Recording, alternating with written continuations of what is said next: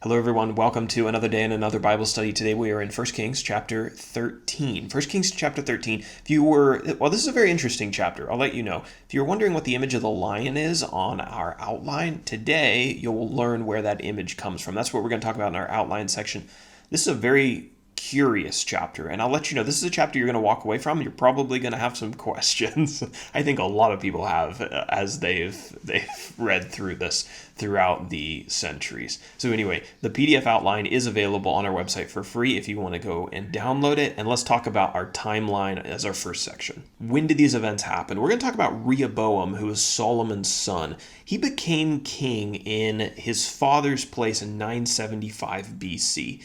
Rehoboam reigned for 17 years. That would place his reign between approximately 975 and 958 BC. You also want to take note of King Jeroboam, who's really going to be featured more in this chapter. When the kingdoms of Israel and Judah divided in 975, the people of Israel chose Jeroboam to be their king. He reigned for 22 years. You remember, he led the people into sin. He really didn't follow the ways of God. Now for our key characters. I just mentioned Jeroboam. He was an Ephraimite who was originally a servant of Solomon's, but he became Solomon's enemy when God appointed him to take over leadership of the northern tribes known as Israel when the kingdom divided under Solomon's son, Rehoboam. We're going to talk about a younger prophet. We're not told his name. We have a younger prophet and an older prophet. The younger prophet was a man from Judah who rebukes Jeroboam in this chapter for instituting ungodly worship in Israel. And then an older prophet.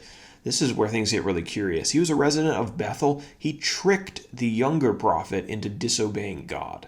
Now we can go to our map. Jeroboam, you remember, he instituted idol worship, 2 golden calves. One he put at Dan, which is towards the top of the promised land, and then one he put in Bethel, which was at the southern part of his kingdom.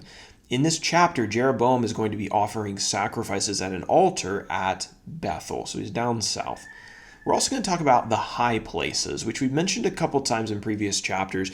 These were locations probably on the tops of hills where altars were built and sacrifices were offered to God. Sometimes to God, sometimes to idols. The Bible doesn't tell us exactly how these places came to be, but it may have been that they were adopted holy sites that were kind of brought over from the Canaanite pagan religions, from the people that the Israelites cast out when they conquered the promised land. All right, now we can get into our outline. Verses 1 through 10 is our first section. The man of God prophesies against Jeroboam's altar. So at the instruction of the Lord, a prophet, who we refer to as the younger prophet, he went to Jeroboam at an altar in Bethel while Jeroboam was offering sacrifices. Remember, Jeroboam is not authorized to offer sacrifices. That's supposed to be a job for the priests. So there's a problem there. There's all kinds of other problems in Israel already at the beginning of this new nation.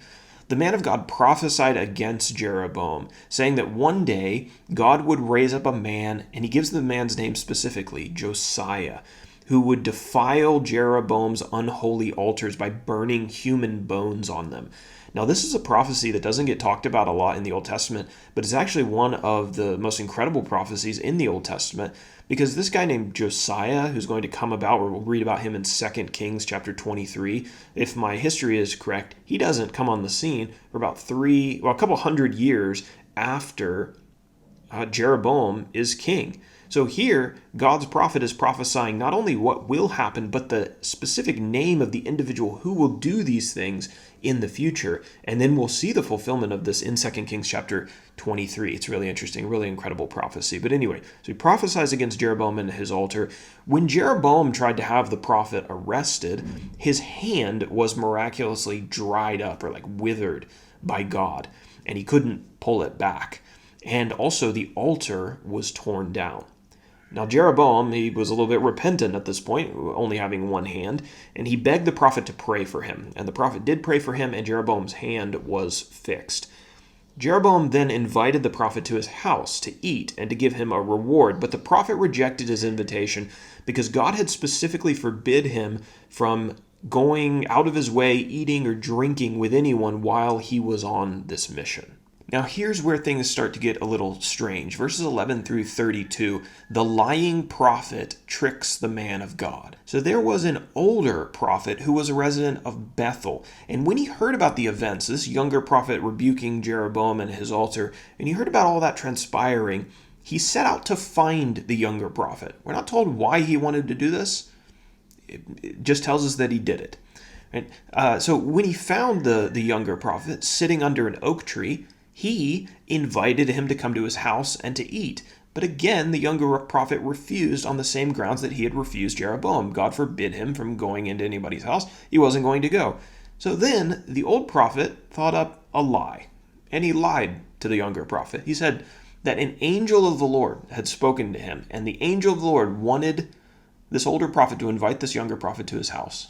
Well, the younger prophet, probably having his guard down, which we'll talk about in our application section, he thought, oh, well, in that case, it's okay for me to go to this older prophet's house. So he did. As the pair was eating, God sent a message basically saying that the younger prophet had disobeyed him and that he was going to be punished for his disobedience. After they had eaten, the younger prophet mounted his donkey, but as he journeyed home, God's words came true. He was attacked and killed by a lion for disobeying God. The lion didn't eat him, but stood by his body in the road. So that image on the first page, that's where that comes from.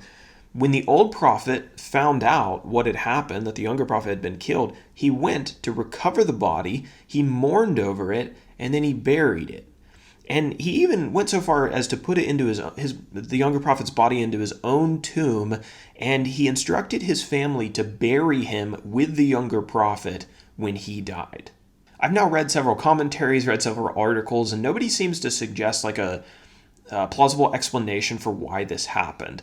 The Bible just doesn't give us a ton of detail. Like, we have the question, naturally the question comes up, why did the older prophet want to find the younger prophet in the first place?